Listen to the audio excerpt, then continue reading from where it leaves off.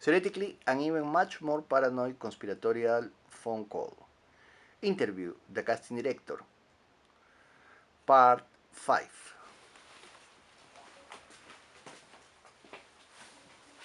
Hi, I am Jorge Villacorta. I work as casting director in the movie Theoretically, I am a much more paranoid conspiratorial phone call. I was talking about the necessity of understanding the concepts or analyzing the concepts or criticizing the concepts we use when we describe what is called as casting directive. And I was showing that the apparent objectivity of particular categories used by the American film industry don't have such objectivity if we look at them. Because, for example, when you say, well, you probably have heard that a good performance is the one that appears in a movie that was good at the box office, and that an actor is as hot as his latest movie. But this is the main point. How much money do you have to invest to consider that you had success at the box office? If you invest nothing and you earn $5, was it a good movie? As an abstraction, it is. But what is obvious here is that saying that it is as good as as the movie was at the box office is just an abstraction. It doesn't truly give you any indications of why it is a good performance, because you don't know the conditions that make it be considered good at the box office. It's pure propaganda. So you cannot study that from that perspective. There are other forces behind the American film industry that determine what a good performance is. And in fact, not even the idea of good performance is behind these practices, because there are other interests. For example, the talent agency must receive its share to cut a deal.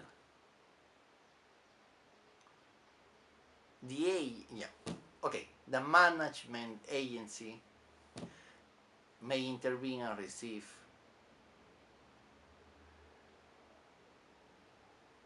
a portion of the payment, and so on. The actor, the Internal Revenue Service, etc. So these forces are the ones that are interested in having an actor selected for a position in a movie that obviously have economic capital behind it, that is financed by and it's a member of the oligopoly. Okay, so an oligopoly is just a monopolic market ruled by a few companies. So a good performance is not, it has nothing to do with the performance itself. A good performance is decided previously to the performance. The fact of being hired is what is a good performance. Because let's say that the performance is terrible, but the same actor is continuously hired, then he's a successful performer. You may say, or someone may say, or a particular group based, a particular taste will say, that's a terrible performance. but he is continuously higher. This is supposedly because of money, but because this is the main idea, and we have proved that this is not a real assumption, because there is a monopoly behind the production, and there is not a real competition between the competitors, because like in the film industry, like the film industry is not, I bet that is not much different than the car industry. And John Kenneth Galbraith in the industrial estate,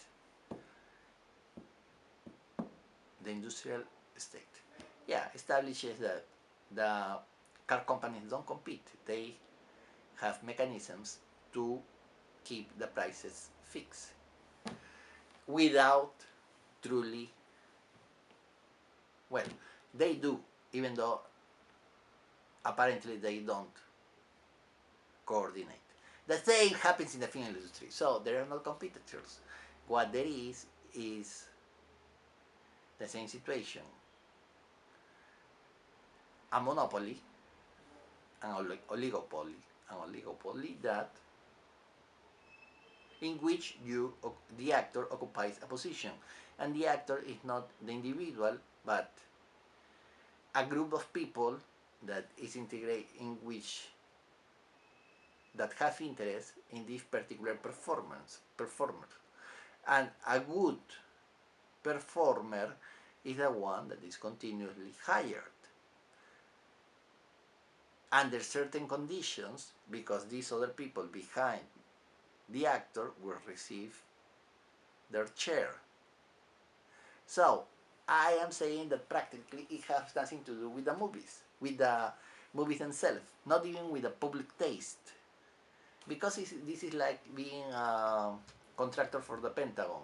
The Department of Defense doesn't ask the public or the audiences if they consider that these weapons are good for their national safety. Not at all. It doesn't work at it. It doesn't work like that.